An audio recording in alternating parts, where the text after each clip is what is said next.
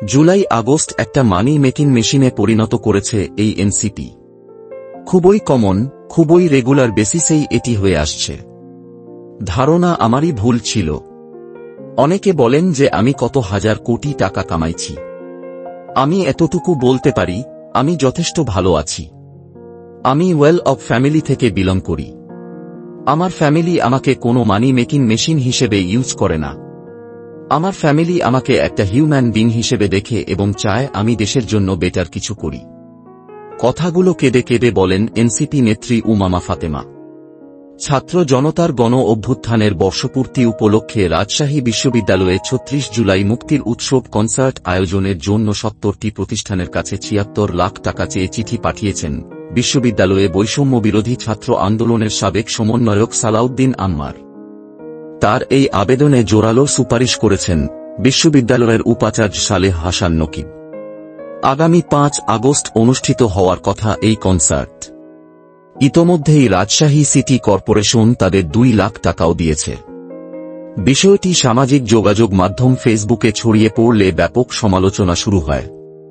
ফেসবুকে সালাউদ্দিন আম্মার নিজেই স্ট্যাটাস দিয়ে জানিয়েছেন অন্তত ৭০টি প্রতিষ্ঠানের কাছে আর্থিক সহায়তা চেয়েছেন। বিভিন্ন প্রতিষ্ঠানে তাদের দেওয়া চিঠিতে বিশ্ববিদ্যালয়ের উপাচার্য সালেহ হাসান নকিব সুপারিশও করেছেন। অনুদান চেয়ে চিঠি দেওয়া রাবির বৈষম্য বিরোধী ছাত্র আন্দোলনের সাবেক সমন্বয়ক সালাউদ্দিন আম্মার ও ক্যাম্পাস বাউলিয়ানা নামের একটি দলের পরিচালক কে হৃদয়।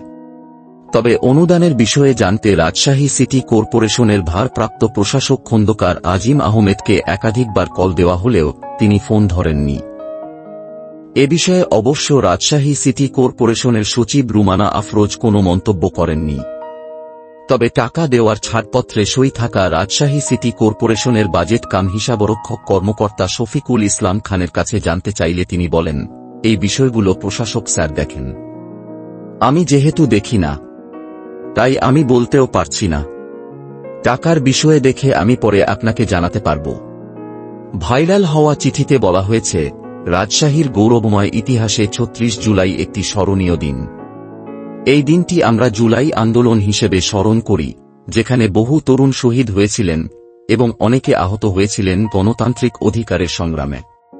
এই উৎসবে রাজশাহীর শহীদ পরিবার, আহতদের পরিবার, গণ্যমান্য ব্যক্তিবর্গ এবং সম্মানিত সমন্বয়কবৃন্দ উপস্থিত থাকবেন। খুব ভালো একটা প্রপোজাল ছিল নিঃসন্দেহে। কেন সব দলের কাছ থেকে সমন্বয়ের মাধ্যমে নিজেদের পকেটের টাকা দিয়ে করলে খোয়া যেত নিজের পকেটের, তাই চাঁদা আদায়ের এই অভিনব কায়দার পথ বের করেছে মিস্টার আম্মার। এই চিন্তা কি এনসিপি শুধু উমামার আছে? বিষয়টি ইদানিং মনে হচ্ছেন বিশাল একটা টিম বা বাহিনী দেশটাকে লুটে পুটে খাওয়ার জন্য এসেছে। হতাহতের পুনর্বাসন, চিকিৎসা, সহায়তার কোনো বিন্দুমাত্র অগ্রগতি একেবারে নাই। নিজেদের স্বার্থে তারা শুধু মানি তৈরির মেশিনে লে দিচ্ছে। যা হোক, চলুন মূল ভিডিওতে ফিরে আসি। সেখানে উক্ত অনুষ্ঠানে আমন্ত্রিত অতিথিসহ প্রায় ৪০,০০০ অংশগ্রহণকারী অংশগ্রহণ করবেন বলে আশা করা হচ্ছে। এই অনুষ্ঠানে জুলাই মাসের তথ্যচিত্র, শহীদ পরিবারের স্মৃতির প্রতি শ্রদ্ধাঞ্জলি, সাংস্কৃতিক পরিবেশনা এবং ইন্টারেক্টিভ বিভাগ থাকবে, যা জুলাই মাসের গণ অভ্যুত্থানের সমৃদ্ধি তুলে ধরে এবং বৃহত্তর সম্প্রদায়ের মধ্যে ঐক্যকে উৎসাহিত করে। যেহেতু এটি সাধারণ শিক্ষার্থীদের দ্বারা আয়োজিত একটি অলাভজনক উদ্যোগ, যদি এটা অলাভজনক হয় তাহলে আমরা যখন ছাত্র ছিলাম তখন গ্রামে ফুটবল টুর্নামেন্ট আয়োজন করতাম নিজেরা টাকা দিয়ে এবং যে টিম খেলবে তাদের কাছ থেকে ফি নিয়ে। ঠিক তেমনি আপনারা যাদের ভিআইপি গেস্ট, চিফ গেস্ট করবেন তাদের কাছ থেকে সাহায্য নিন, অবশ্যই তারা দিবে। আর নিজেরা ৫ বা ১০ টাকা করে জমা দিন সকল ছাত্র। আসলে তা করবেন না, ফালতু নাম কামাবেন চাঁদা তুলে। সেই রাজনীতি এবার আর করতে দিবে না জামায়াত এবং বিএনপি।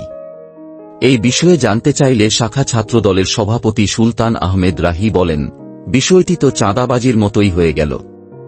একটু ঘুরিয়ে ভিন্নভাবে চাঁদাবাজি করা আর কি। একজন ছাত্রনেতা বিভিন্ন সরকারি প্রতিষ্ঠান, ব্যাংকে এভাবে চিঠি দিয়ে চাঁদা দাবি করতে পারেন কিনা? কোনোভাবেই পারে না। এ নিয়ে প্রশ্ন তো থেকেই যাবে।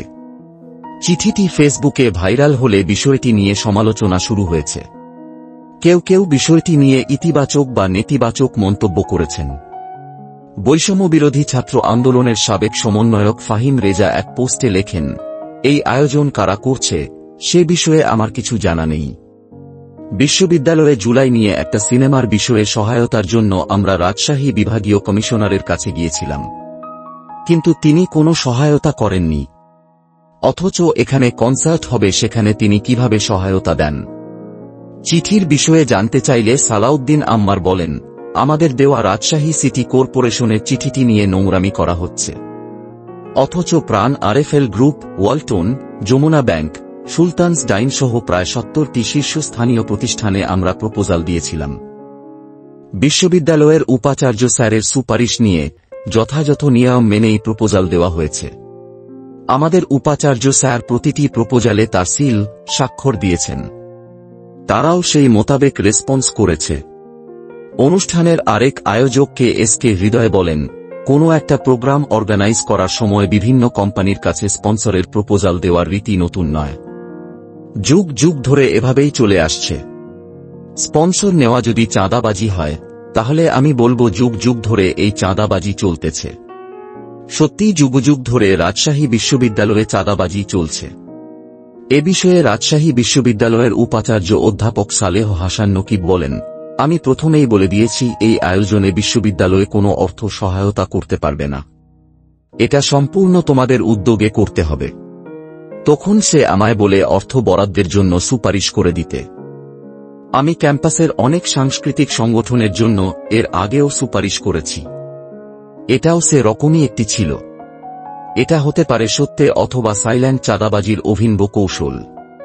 এই ঘটনার সাথে হুবহু মিলে গেছে এনসিপির নেত্রী গতকাল লাইভে এসে কেঁদে কেঁদে উমামা ফাতেমা যে কথাগুলো বলেছে তা হুবহু মিলে গেল। আর সেটা হল, এখন কি রক্ষীবাহিনীর মতো সমন্বয়ক বাহিনী তৈরি হচ্ছে? এমন প্রশ্ন করেছেন বৈষম্যবিরোধী ছাত্র আন্দোলনের সাবেক মুখপাত্র উমামা ফাতেমা।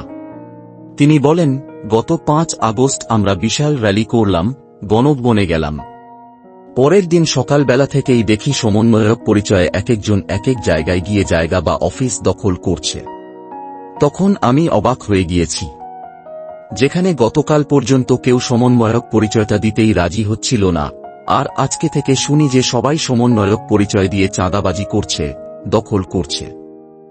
তিনি আরও বলেন, 1971 সালের বিভিন্ন বই যেমন খোয়ারি বইয়ে দেখেছি, আওয়ামী লীগের রক্ষী বাহিনী ছিল, তারা গিয়ে বিভিন্ন জায়গায় দখল করা শুরু করে। তো আমার মনে হচ্ছে এখন কি রক্ষী বাহিনীর মতো সমন্বয়ক বাহিনী তৈরি হচ্ছে নাকি? আস্তে আস্তে সব জায়গায় গিয়ে দখল করছে আমাদের এনসিপির নেতারা।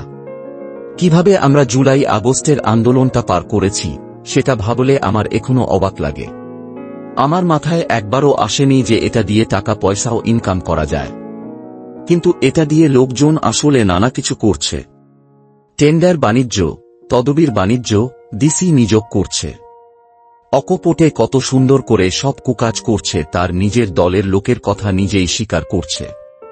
যারা দলকে ভালোবাসে তারা কখনো পদের আশা করে না, পদ নিজে থেকেই চলে আসে। এই দিকগুলো একজন নেতা তৈরি করার সময় খেয়াল রাখা উচিত।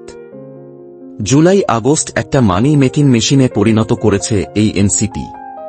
খুবই কমন, খুবই রেগুলার বেসিসেই এটি হয়ে আসছে। ধারণা আমারই ভুল ছিল। অনেকে বলেন যে আমি কত হাজার কোটি টাকা কামাইছি। আমি এতটুকু বলতে পারি, আমি যথেষ্ট ভালো আছি। আমি ওয়েল অফ ফ্যামিলি থেকে বিলং করি। আমার ফ্যামিলি আমাকে কোনো মানি মেকিং মেশিন হিসেবে ইউজ করে না। আমার ফ্যামিলি আমাকে একটা হিউম্যান বিং হিসেবে দেখে এবং চায় আমি দেশের জন্য বেটার কিছু করি। এবার স্পষ্টভাবে আপনারা অবশ্যই কমেন্টে নিজের ইচ্ছাটা লিখুন। আমরা দেখব কয়জন উমামা ফাতেমার মতো মানসিকতা নিয়ে ঘুমান। আর কে সার্জিস, আম্মার বা এনসিপির অন্য নেতাদের মতো হতে চান। ভিডিওটি ভালো লাগলে অবশ্যই সাবস্ক্রাইব করবেন আর খারাপ লাগলে ডিসলাইক দিবেন। সবাই ভালো ও সুস্থ থাকেন। আল্লাহ হাফেজ।